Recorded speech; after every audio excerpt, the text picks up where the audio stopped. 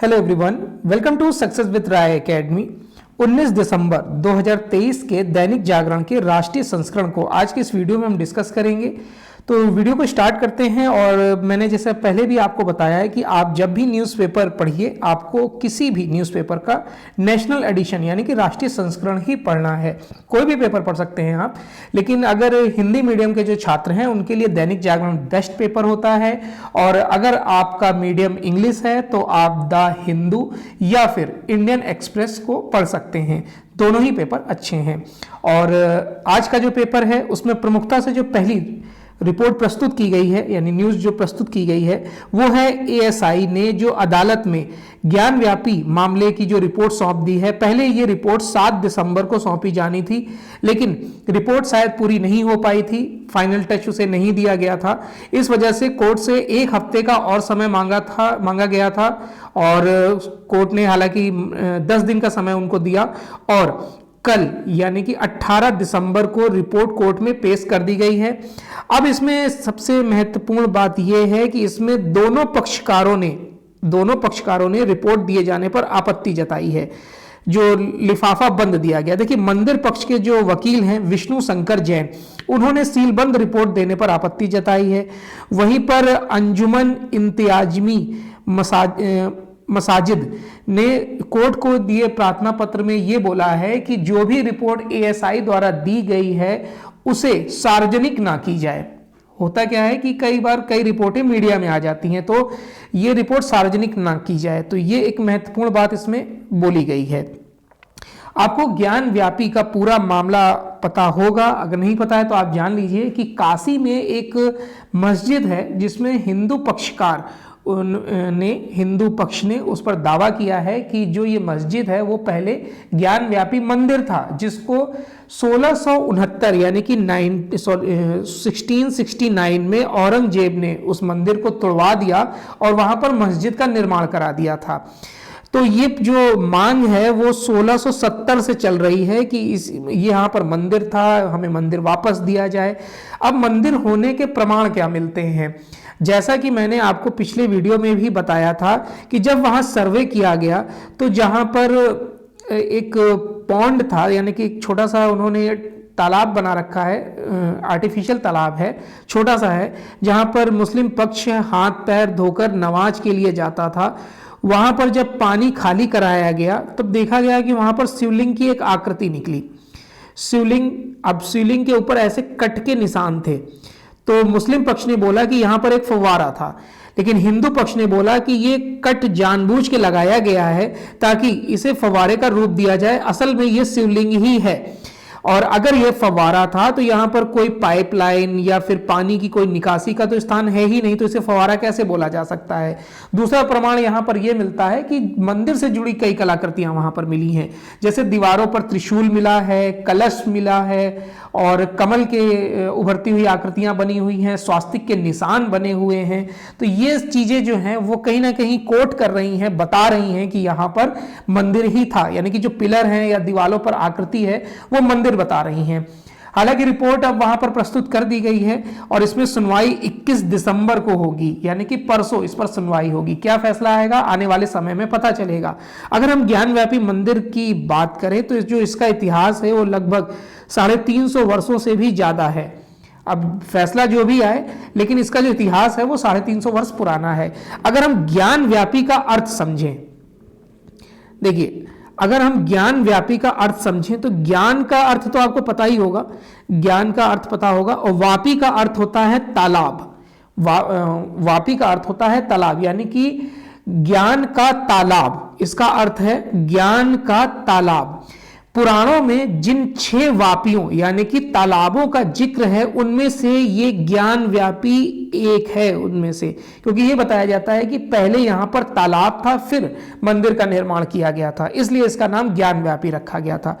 तो अगर हम पौराणिक कथाओं के अनुसार चलें तो भी यहां पर प्रमाण मिलते हैं कि मंदिर ही था। अब फैसला कोर्ट के पक्ष में कोर्ट देगा और किसके पक्ष में होगा आने वाला समय बताएगा। चलिए नेक्स्ट न्यूज पर आते हैं कि अमर्यादित आचरण के लिए 78 विपक्षी सदस्य संसद से निलंबित कर दिए गए हैं। निलंबित होने वालों में से लोकसभा के 33 और राज्यसभा के 45 सदस्य बताए जा रहे हैं। लोकसभा के 3 व राज्यसभा के 11 सदस्यों का मामला विशेषाधिकार समिति को भी फॉरवर्ड कर दिया गया है, भेज दिया गया है। विपक्षी दलों ने कहा है कि यह लोकतंत्र की हत्या है और सरकार की तानाशाही है। सरकार ने बोला है कि स्पीकर व सभापति का अपमान किया जा रहा था, असंसदीय व्यवहार किया जा रहा था, इसलिए इनको निलंबित किया गया है। तो यहां पर फिर से पक्ष और विपक्ष दोनों, सत्ता पक्ष और विपक्ष दोनों आमने सामने फिर से आ गए हैं। इसमें लगातार टकराव की स्थिति बनी हुई थी, सदन को चलने नहीं दिया जा रहा था, राजनीतिक संग्राम बढ़ता जा रहा था और कुछ लोग जो लोकसभा अध्यक्ष हैं उनकी कुर्सी की तरफ बढ़ रहे थे। तो ये एक आचरण अच्छा नहीं मानते हुए उन्हें निलंबित कर दिया गया है। लोकसभा के सबसे बड़े दल कांग्रेस के नेता अधीर रंजन चौधरी, गौरव गोगोई, के सुरेश के साथ साथ टी.आर. बालू, एन.के. प्रेमचंद्रन, कल्याण बनर्जी सरीके विपक्ष के अधिकांश प्रमुख सदस्यों, ये बड़े नाम हैं, अगर आप देखिए राजनीति के बड़े नाम हैं, उनको जो है निलंबित कर दिया गया है। और इसमें सुरजेवाला, राजगोपाल यादव, प्रमोद तिवारी, सुखेंदु शेखर राय समेत तमाम विपक्षी सदस्य निलंबित हुए हैं। राज्यसभा के निलंबित 11 सदस्यों और लोकसभा के 3 सदस्यों को उनके आचरण के लिए संसदीय मर्यादा के विरुद्ध माना गया है और विशेषाधिकार समिति को भेज दिया गया है। सोमवार को दोनों सदनों की कार्रवाई शुरू होते ही जो ये इंडिया पक्ष बना है उसमें तमाम दलों ने जो सांसद हैं संसद की सुरक्षा में सेंध के बयान को लेकर गृह मंत्री अमित शाह और प्रधानमंत्री नरेंद्र मोदी का पक्ष जानना चाह रहे थे। उस पर हंगामा इतना बढ़ गया कि पहले संसद की कार्रवाई को कुछ समय के लिए स्थगित किया गया, लेकिन जब उसे दोबारा शुरू किया गया तो भी जो सांसद हैं वो शांत नहीं हुए, इसलिए ये पक्ष रखना पड़ा। चलिए नेक्स्ट न्यूज़ पर आते हैं। छात्रों को मुजाहिदीन बनाने में जुटे आईएस के आतंकी 8 आतंकी गिरफ्तार, ये न्यूज़ नहीं स्किप करेंगे हम।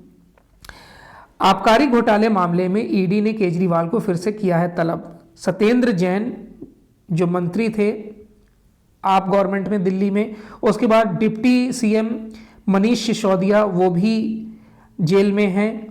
संजय सिंह जो आप प्रवक्ता थे और राज्यसभा सांसद थे वो भी जेल में हैं। और अब अरविंद केजरीवाल पर जांच एजेंसियों ने शिकंजा कसना शुरू कर दिया है। दिल्ली आबकारी नीति घोटाले में जो जुड़ी हुई मनी लॉन्ड्रिंग का जो मामला है उसमें अब इनको पूछताछ के लिए बुलाया जा रहा है। ईडी ने इससे पहले उन्हें 2 नवंबर को पेश होने के लिए बुलाया था, लेकिन वह यह आरोप लगाते हुए जांच एजेंसी के समक्ष उपस्थित नहीं हुए थे कि नोटिस अस्पष्ट राजनीति से प्रेरित है और कानून के मुताबिक विचारणीय नहीं है। वैसे यह घटना ऐसे समय सामने आई है जब केजरीवाल 19 दिसंबर से किसी अज्ञात स्थान पर 10 दिवसीय आप कह सकते हैं कि टूर पर या फिर शायद फैमिली के साथ अपना टाइम स्पेंड करने के लिए गए हैं। अब हालांकि ये राजनीतिक द्वेष भी माना जा सकता है, क्योंकि ऐसा कैसे है कि सिर्फ एक ही पार्टी को आप टारगेट कर रहे हैं या फिर कई बार उनकी पिटीशन को, जो बेल की पिटीशन होती है उसको कैंसिल कर दिया जा रहा है। जो ये मनी लॉन्ड्रिंग का केस है उसमें अधिकतम 3 महीने की गिरफ्तारी हो सकती है, पूछताछ के बाद उनको रिहा कर दिया जाता है, कोर्ट से जमानत मिल जाती है। लेकिन ऐसा पहली बार देखने को मिल रहा है सत्येंद्र जैन के केस में और मनीष सिसोदिया के केस में कि इन्हें अभी तक जेल से बाहर नहीं भेजा गया है और तिहाड़ जेल में रखा गया है। ये भी सबसे इंपॉर्टेंट बात है। नेक्स्ट न्यूज़ पर आते हैं कि उपभोक्ताओं को अनचाही कॉल से अब मिल सकेगी मुक्ति। कभी कभी क्या होता है कि आपके पास इंश्योरेंस कराने के लिए कॉल आती हैं, हेल्थ इंश्योरेंस कराने के लिए कॉल आती हैं, प्रॉपर्टी के लिए कॉल आती हैं। तो अब इस पर ट्राई जो है वो सख्ती बरतने जा रहा है। ट्राई यानी कि telecom regulatory authority of India, इसका फुल फॉर्म आप फिर से सुन लीजिए, telecom regulatory authority of India, जिसकी स्थापना 20 फरवरी 1997 में हुई थी। तो इसमें अभी तक क्या होता था कि बहुत लंबी चर्चा चल रही थी, अनचाही कॉल आती थी, यहाँ तक कि डीएनडी एक सुविधा शुरू की गई थी, डू नॉट डिस्टर्ब की, लेकिन उसका भी कोई खास लाभ नहीं हुआ। उसमें क्या हुआ, मैसेज पर तो रोक लगा दी गई, लेकिन जो कॉल्स हैं उन पर लगातार फ़ोन पर कॉल्स आती रहीं। आप भी इससे परेशान होंगे और इसके लिए 3 साल तक जद्दोजहद चलती रही, नियम बनते रहे, कानून बनते रहे, लेकिन अब इसे मूर्त रूप में लाने की बारी आ गई है। उपभोक्ताओं को अनचाही कॉल से मुक्ति मिलेगी। यही नहीं, किसी भी कॉल या मैसेज को गैर कानूनी तरीके से इंटरसेप्ट करने पर सजा और जुर्माने का भी प्रावधान रखा गया है। अगर कोई टेलीकॉम अथॉरिटी या फिर कोई अनचाही कॉल इंश्योरेंस सेक्टर का पर्सन कर रहा है तो भी आपको इसमें 3 साल तक की जेल या फिर 2 करोड़ रुपए तक का जुर्माना देना पड़ सकता है, या फिर टेलीकम्युनिकेशन बिल 2023 के हिसाब से जो कंपनी है उसे बंद भी किया जा सकता है। तो इस तरीके के कड़े प्रावधान लाए जा रहे हैं। इन प्रावधानों के मुताबिक जो प्रमोशनल कॉल हैं करने वालों को उपभोक्ताओं से पहले इजाजत लेनी पड़ेगी।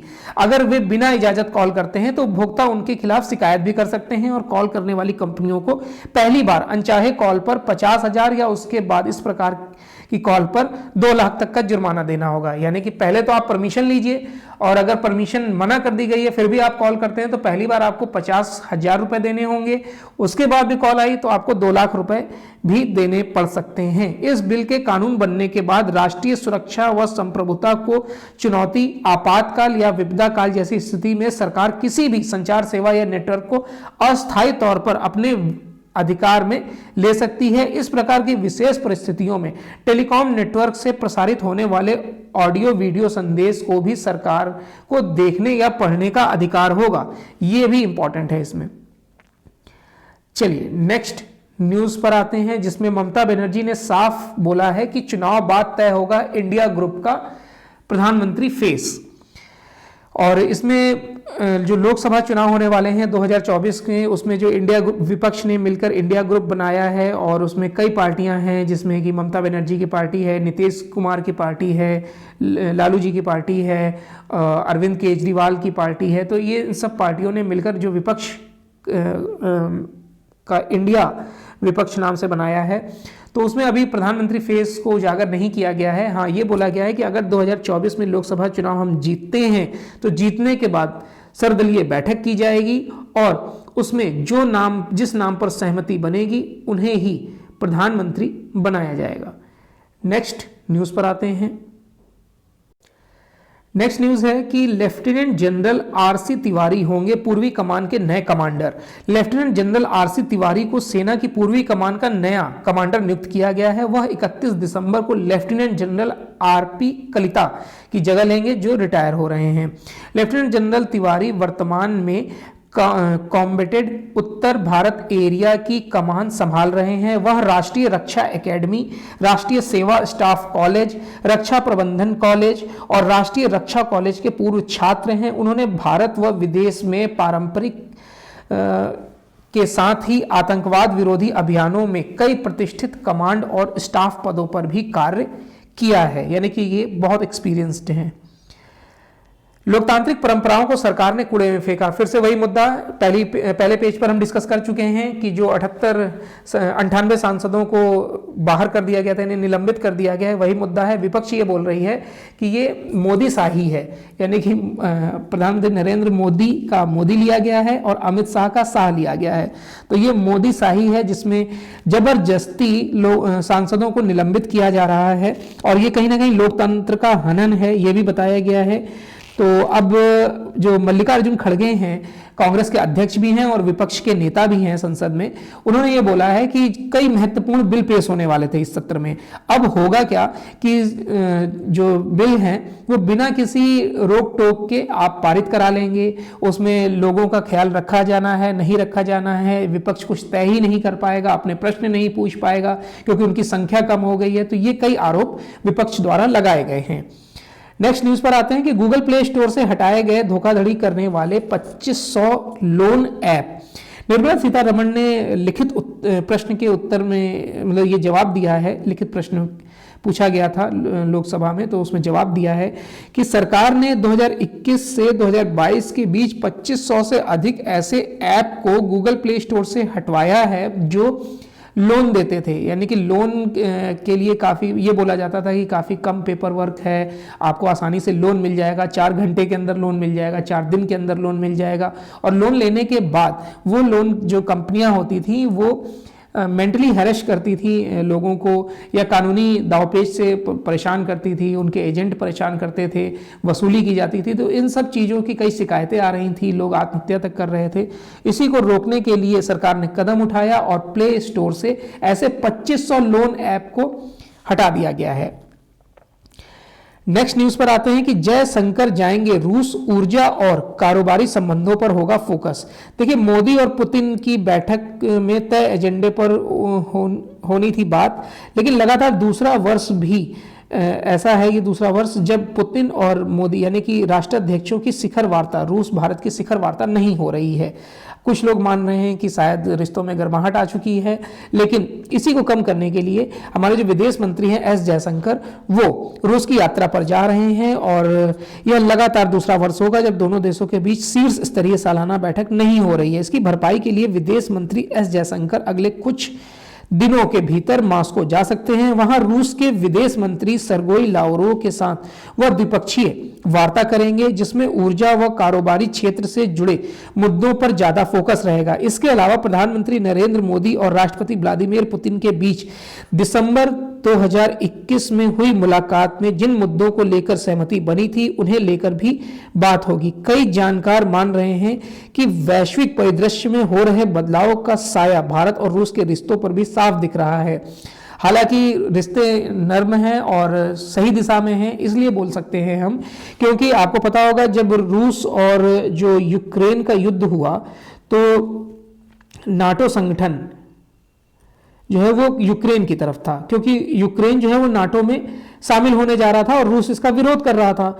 लेकिन जब यूक्रेन पूरी तरीके से बस इसमें शामिल होने ही वाला था तो रूस ने उससे पहले ही, जैसे ही रूस को न्यूज़ मिली कि अगले दिन इसमें सिग्नेचर होंगे, रूस ने उससे पहले ही इस पर धावा बोल दिया यूक्रेन पर। अब नाटो इस असमंजस में पड़ गया कि अगर यूक्रेन नाटो का सदस्य होता तब तो सैन्य सहायता दी जाती, क्योंकि नाटो एक सैन्य संगठन है, लेकिन सिग्नेचर हुए नहीं थे, इसलिए सैन्य सहायता पूरे 29 देशों की नहीं भेजी गई। अब बाहर से सपोर्ट किया जा रहा है, ब्रिटेन भी सपोर्ट कर रहा है यूक्रेन को, अमेरिका कर रहा है हथियारों के द्वारा, और भी कितने, जापान, कई देश हैं जो सपोर्ट कर रहे हैं यूक्रेन को।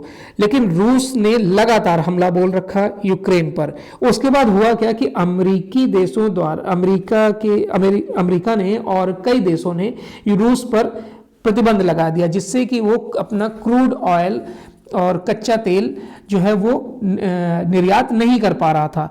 तो प्रतिबंध लगा दिए गए, बाकी देशों ने किनारा कर लिया, यूरोपीय कंट्रीज ने भी किनारा कर लिया। लेकिन भारत तेल का आयात लगातार करता रहा रूस से। उसने अपनी मित्रता की प्रतिबद्धता को जताया वहां पर और लगातार उससे संपर्क में रहा।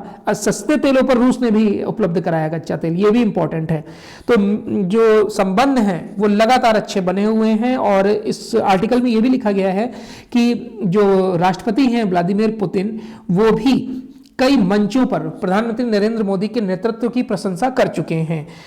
तो और कल की न्यूज़ में भी हमने डिस्कस किया था कि अगला राष्ट्रपति शासन जो 6 साल का कार्यकाल होगा, उसमें पुतिन जो हैं वो बिना किसी पार्टी के चुनाव लड़ेंगे। नेक्स्ट न्यूज़ पर आते हैं कि डाक से भेजी गई सामग्री की पोस्ट ऑफिस में हो सकती है जांच। देखिए, लोकसभा ने सोमवार को डाक घर विधेयक 2023 पारित कर दिया, जो भारतीय डाकघर अधिनियम 1898 का स्थान ले लेगा। यानी कि 100 साल से भी पुराना ये जो नियम चला रहा था, अब उसको स्विच कर दिया जाएगा और ये हो जाएगा 2023 का। इसमें क्या होगा कि जो पार्सल आप भेजते थे या फिर अगर उसमें डाक विभाग को कोई भी संदिग्ध चीज़ मालूम पड़ती है या फिर कुछ भी ऐसा उन्हें लगता है कि इसकी जांच की जानी चाहिए, तो वो पार्सल को ओपन कर देंगे, उसकी जांच की जाएगी। तो अब इसका कुछ, जैसे विपक्ष कह रहा है कि इसमें कुछ चोरी भी हो सकती है, कुछ गतिविधियां भी बढ़ सकती हैं, लेकिन आने वाले समय में पता चलेगा कि ये प्लस है या माइनस है। नेक्स्ट न्यूज़ है, दिल्ली हावड़ा रेल मार्ग पर कम हो जाएगा ट्रेनों का दबाव। लुधियाना से सोननगर बिहार तक 1337 किलोमीटर लंबे ईस्टर्न फ्रंट कॉरिडोर के चालू हो जाने से दिल्ली हावड़ा मुख्य रेल लाइन पर ट्रेनों का दबाव कम हो जाएगा। इससे 3 बड़े फायदे होंगे। पहला, यात्री ट्रेनों के विलंब से चलने से राहत मिल जाएगी और दूसरा, देश के सर्वाधिक व्यस्ततम रेल रूट पर यात्री ट्रेनों की संख्या बढ़ाकर पूर्वी उत्तर प्रदेश, बिहार, झारखंड एवं बंगाल जाने वाले यात्रियों की मुश्किलें जो है वो काफ़ी हद तक कम की जा सकेंगी। रेलवे से सामान ढोने की जो लागत से भी 8% की कमी लाई जा सकती है। दूसरा कॉरिडोर पर भी काम तेजी से चल रहा है। देश में ट्रेनों के जल्दी और न्यूनतम लागत पर सामान ढोने के लिए ईस्टर्न एवं वेस्टर्न 2 कॉरिडोर बनाए जा रहे हैं। दोनों की लंबाई 2843 किलोमीटर है। पंजाब के लुधियाना से बिहार के सोननगर तक 1337 किलोमीटर लंबाई के ईस्टर्न कॉरिडोर बन भी चुका है। इसे आगे बढ़ाकर बंगाल के दानकुनी तक ले जाने का प्रस्ताव है। नेक्स्ट न्यूज है कि प्रधानमंत्री श्री स्कूल के लिए दिल्ली व 5 राज्यों ने नहीं किए हैं एमओयू पर हस्ताक्षर। अब ये राज्य कौन कौन से हैं? दिल्ली, तमिलनाडु, बिहार, केरल, उड़ीसा, बंगाल। लेकिन पंजाब ने जो हस्ताक्षर किए थे उसने बोला है कि हम अपने मतलब जो एमओयू पर हस्ताक्षर किए थे इससे हम बाहर आ रहे हैं, तो ये भी पंजाब को भी इसमें ऐड कर लीजिए। हालांकि अब तक 29 राज्य व केंद्र शासित प्रदेशों ने केंद्रीय विद्यालय संगठन और नवोदय विद्यालय समिति के साथ समझौते ज्ञापन पर हस्ताक्षर भी कर दिए हैं। प्रधानमंत्री श्री का जो फुल फॉर्म है वो है प्रधानमंत्री स्कूल फॉर राइजिंग इंडिया। इसमें स्कूलों को अपडेट किया जाएगा, उन्हें डिजिटल किया जाएगा। नेक्स्ट न्यूज पर आते हैं। नेक्स्ट न्यूज है बिजनेस पेज से। बिजनेस पेज में पहली न्यूज हम ले रहे हैं कि 1000 स्क्रैपिंग सेंटरों की जरूरत है। गडकरी इन्होंने ये बोला है कि स्क्रैप नीति पर सही अमल के लिए चाहिए 400 फिटनेस टेस्टिंग सेंटर, यानी कि पहले वहां पर वाहनों का फिटनेस टेस्ट होगा। अगर फिटनेस टेस्ट में वाहन फेल हो जाते हैं तो उन्हें स्क्रैपिंग के लिए भेज दिया जाएगा। और अभी तक स्क्रैपिंग जो सेंटर हैं वो बहुत कम बनाए गए हैं। 2021 में स्क्रैपिंग पॉलिसी को लॉन्च किया गया था। इसके तहत 10 साल पुराने डीजल वाहन और 15 साल पुराने पेट्रोल वाहनों को स्क्रैपिंग के लिए भेज दिया जाएगा। इसके तहत जितने भी सरकारी वाहन थे उनको भेजना शुरू कर भी दिया गया है। और इसमें यह बताया गया कि जो लोग स्क्रैप के लिए अपनी गाड़ी भेजते हैं उन्हें एक दिया जाएगा, जिससे वो नई गाड़ी अगर लेते हैं तो उन्हें 25% से 50% तक का रोड टैक्स में छूट मिलेगी। ये एक निर्णय लिया गया था गवर्नमेंट द्वारा। तो digi end of life vehicle platform की शुरुआत करते हुए केंद्रीय मंत्री ने कहा कि उनके मंत्रालय ने अब तक 85 वाहन स्क्रैपिंग सेंटरों को मंजूरी प्रदान की है, जबकि उनके अनुमान के मुताबिक 12 गुना अधिक सेंटरों की आवश्यकता है। दरअसल स्क्रैपिंग नीति पर अपेक्षित रफ्तार से अमल नहीं हो पाने का एक बड़ा कारण है कि स्क्रैपिंग और ऑटोमेटेड फिटनेस सेंटरों का जो अभाव है उसकी वजह से देरी हो रही है। गडकरी ने कहा कि राष्ट्रीय वाहन स्क्रैप नीति सभी पक्षों के लिए लाभकारी कदम है। भारत दक्षिण एशिया में स्क्रैपिंग का सबसे बड़ा केंद्र बन सकता है। सर्कुलर इकोनॉमिक बहुत अहम चीज है। नेक्स्ट न्यूज है 2023 में भारत को मिला सबसे ज्यादा रेमिटेंस मतलब समझिए जैसे कि आप विदेश में रह रहे हैं और अपने परिवार को या आप किसी संस्था को पैसे भेजते हैं तो उसे बोला जाता है रेमिटेंस। वो आप इंटरनेट के माध्यम से भेज सकते हैं, यानी कि ऑनलाइन पेमेंट करते हैं, आप किसी ऐप के थ्रू भेजते हैं, उसे बोला जाता है रेमिटेंस। तो रेमिटेंस माध्यम से निम्न आय वाले देशों को मिलने वाले रेमिटेंस में लगातार बढ़ोतरी हो रही है। विश्व बैंक ने यह रिपोर्ट प्रस्तुत की है और बताया है कि 2023 में जो रेमिटेंस मिला है उसमें वैश्विक तौर पर 3.8% का बढ़ोतरी हुई है। इसमें बढ़ोतरी हुई है और 669 अरब डॉलर जो पूरा है वो आंकड़ा हो गया है। इस दौरान दक्षिण एशियाई देशों को मिलने वाले रेमिटेंस में 7.2% की बढ़ोतरी हुई है। अमेरिका में श्रम बाजार में नरमी और यूरोप में जो मजबूत रोजगार वृद्धि की बदौलत भारत को इस दौरान 125 अरब डॉलर का रेमिटेंस मिला है। रिपोर्ट यह भी बताती है कि विकसित देशों और खाड़ी सहयोग परिषद में जो लचीले श्रम बेरोजगारों ने प्रवासियों को घर पैसे भेजने में महत्वपूर्ण भूमिका निभाई है और अगर ऐसा ही संभावना चलती रही तो 2024 में ये और बढ़ जाएगा। और आगे ये भी बताया गया है कि 2022 से अब तक सिर्फ मध्य एशिया की बात करें तो इसमें 1.4% की बढ़ोतरी हुई है। शीर्ष पहले तो भारत है, उसके बाद है मैक्सिको, उसके बाद है चाइना, उसके बाद है फिलीपींस और फिर मिस्र में सबसे ज्यादा रेमिटेंस प्राप्त हुआ है। अब आते हैं नेक्स्ट न्यूज पर। कि बैंकों और एनबीएफसी पर 40 करोड़ रुपए का जुर्माना लगाया गया है। देखिए, जो आरबीआई है उसने 2022-23 में बैंकों और गैर बैंकिंग वित्तीय कंपनियों और अन्य संस्थानों पर 40.39 करोड़ रुपए का जुर्माना लगाया है। वित्त राज्य मंत्री भागवत कराड़ ने एक प्रश्न के उत्तर में बोला है कि सहकारी बैंकों से संबंधित 176 मामले आए जिसमें 14 करोड़ रुपए का जुर्माना लगाया गया है। पीएसबी यानी पब्लिक सेक्टर बैंक पर 3.65 करोड़ का जुर्माना लगाया गया है और प्राइवेट बैंकों पर 12.17 करोड़ का जुर्माना लगाया गया है। विदेशी बैंकों पर भी इसमें जुर्माना लगाया गया है। 4.65 करोड़ का विदेशी बैंकों पर जुर्माना लगाया गया है और इसके साथ ही एनबीएफसी जो है उन पर 4.39 करोड़ रुपए का जुर्माना लगाया गया है। चलिए नेक्स्ट न्यूज पर आते हैं।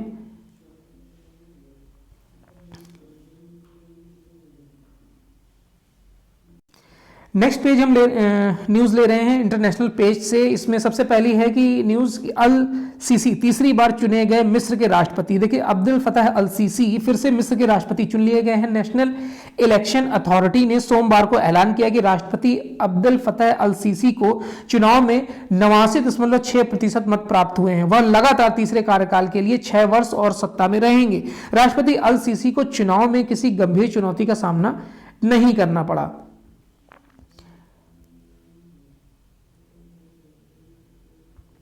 रूवेन अजार होंगे भारत में इजराइल के नए राजदूत।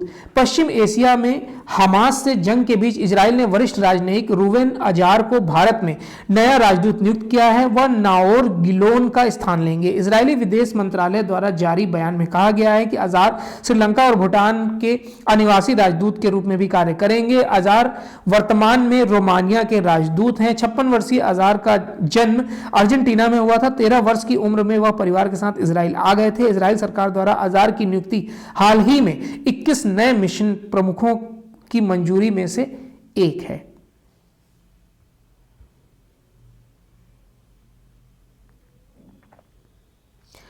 पाकिस्तान करतारपुर में दर्शन रिसोर्ट का निर्माण करने की बना रहा योजना।